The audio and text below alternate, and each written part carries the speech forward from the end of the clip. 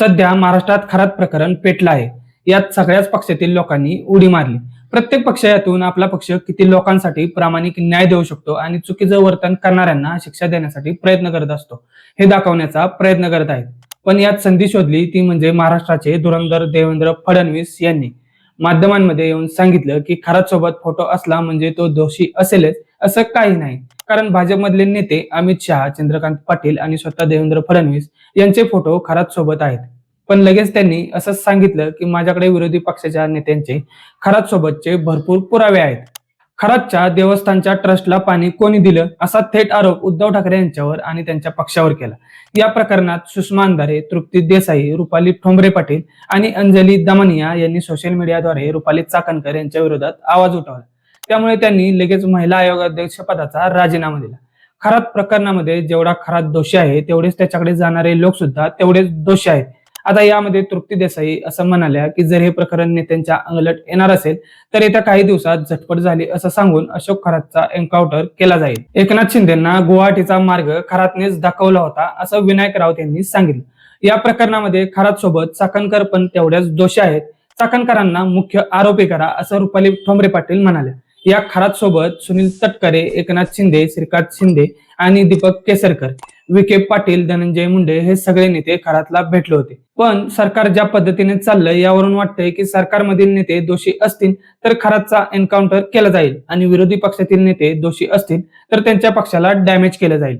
कारण प्रत्येक नेते हे कुठेतरी कोणत्या ना कोणत्या तरी प्रकरणात अडकलेले असतातच. ते एकमेकांना मदत करून सुटका करून घेतात. त्याची उदाहरणं आपण याआधी भरपूर ठिकाणी पाहिली आहेत. धनंजय मुंडे, किरीट सोमय्या यांसारखे नेते 3 IAS अधिकाऱ्यांनी खरातला अटक होण्याअगोदर त्याची भेट घेतल्याचा दावा आहे. आश्चर्य म्हणजे फक्त पुढारीच नाही तर IAS आणि IPS अधिकारी सुद्धा या रंगीबाबाचे शिकारी झाले होते असा दावा केला जातोय. याचा अर्थ सांगतोय की खरातने मिनी एप्स्टीन फाईल महाराष्ट्रामध्ये लॉन्च केली आहे. जर तो वाचला तर परिणाम स्वरूप ही चेन आणखी वाढत जाणार आहे आणि अनेक गडद मुद्दे सुद्धा यातून बाहेर येऊ शकतात. त्यामुळे तृप्ती देसाई म्हणतात त्या पद्धतीने हे खरोखर या येत्या दिवसांमध्ये अशोक खरातचा एन्काउंटर तर केला जाणार नाही ना, या मुद्द्यांशी बोलूया. नमस्कार मित्रांनो, स्वागत आहे तुमचं आपल्या लाडक्या मराठी जोश कट्टावर. रंगीत खरात याच्या भक्तांच्या यादीत मोठमोठे नावं समोर आलेल्या फोटोनुसार राधाकृष्ण विखे पाटील यांनी दावा केल्याप्रमाणे त्यांना हे प्रकरण आधीच माहिती होते. मात्र आपलेच दात आणि आपलेच ओठ असा विचार करून हे प्रकरण सरकारनेच काही काळ दाबलं होतं असा अंदाज व्यक्त केला जातोय. प्रामुख्याने या रंगीबाबाला विरोध करणाऱ्यांमध्ये सर्वात आधी नाव हे माजी मंत्री माणिकराव कोकाटे यांचं समोर येतं. सिन्नर आणि शिर्डी श्रीरामपूर या ठिकाणी रंगीबाबाच्या अनेक प्रॉपर्टी आहेत. माणिकराव कोकाटे आणि खरात नेहमीच एकमेकांचे परस्पर विरोधी राहिले होते. खरातने माणिकराव कोकाटे यांच्या विरोधकांसोबत नेहमी काम केलं आहे असं सूत्रांकडून मिळालेल्या माहितीनुसार समजत आहे. कोकाटेंनी नेहमीच या खरातला शिव्याच घातल्या. हा बंधू बाबा आहे, हा बनावट बाबा आहे, याच्याकडे जाऊ नका असं माणिकराव कोकाटे यांनी खूप आधीच म्हटलं होतं. तर इकडे राधाकृष्ण विखे पाटील यांनी हे एकनाथ शिंदे हे बंधुबाबाचे भक्त असल्याचाच अप्रत्यक्षपणे दावा केला. एकनाथ शिंदे मुख्यमंत्री असताना ते अहिल्यानगरमध्ये आले होते. मी त्यावेळी अहिल्यानगरचा पालकमंत्री होतो. प्रोटोकॉलनुसार मला मुख्यमंत्री आल्याने त्या ठिकाणी उपस्थित राहावं लागलं आणि म्हणून त्या पूजेमध्ये माझा फोटो दिसून आला. नाहीतर या बंधुबाबाचे लाड कधीही आम्ही पुरवले नाहीत. उलट सर्वात आधी शिर्डीमध्ये त्याच्या विरोधात गुन्हा दाखल झाला होता आणि त्या संदर्भातील माहिती पोलिसांनी मला लगेच दिली होती. इथपर्यंत बोलून राधाकृष्ण विखे पाटील यांनी फुल स्टॉप लावला. जर माहिती आधीच मिळाली होती तर मग कारवाई का झाली नाही हा प्रश्न मात्र त्यांनी अनुत्तरित सोडला. रुपाली चाकणकर यांचा राजीनामा देतानाचा तोरा पाहिला का त्यांना या विषयाचा अजिबात पश्चाताप झाला नाही असं दिसतंय. रुपाली चाकणकर यांना ना वैष्णवी हगवणे प्रकरणात न्याय करता आला, ना संपदा मुंडे प्रकरणात न्याय करता आला. या स्वतःच अशा रंगीबाबांच्या शिकारी झाल्या होत्या. उलट या रंगीबाबाच्या रस्त्यात जे कोणी आडवं येईल त्याला पैराई कागदाचा धाक दाखवून बाजूला केलं किंवा मग आपल्या बाजूने वळवून घेतलं. रुपाली चाकणकरांनी या खरातला गुरु मानलं होतं आणि त्यामुळे चाकणकरांनीच राजकारणातील अनेक बडे नेते या खरातचे भक्त बनवले का असा प्रश्न मात्र तयार होतोय.